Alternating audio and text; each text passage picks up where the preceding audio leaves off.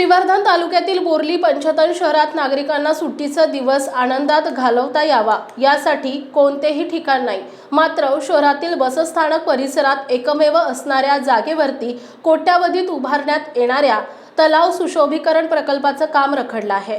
तरुण पिढीला मोबाईलच्या अतिवापरापासून दूर ठेवण्यासाठी मैदानी खेळ, मुलांच्या छंदांना प्रोत्साहन देण्यासाठी शहरातून उद्याने यांसारखे उपाय प्रभावी ठरू शकतात।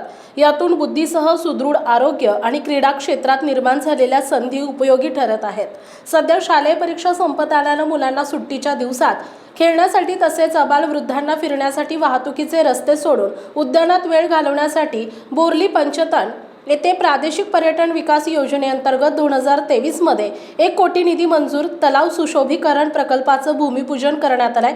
भूमिपूजनानंतर कामाला सुरुवात होऊन वर्षभर देखील काम चालू राहिलं नाही। या तलाव परिसरात हिरवळ, कारंजा, फुलझाडे लावणे आदी कामे होणार होती।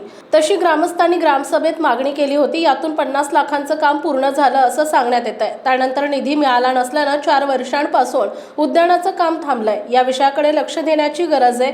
दरम्यान शहरात एकमेव ठिकाण असणाऱ्या जागेवरती सुशोभीकरण करण्याची मागणी होत आहे। मात्र या कामावर खर्च झालेला निधी पाण्यात गेला असल्याचं चित्र आहे। गणेश प्रभाळे, प्रतिनिधी।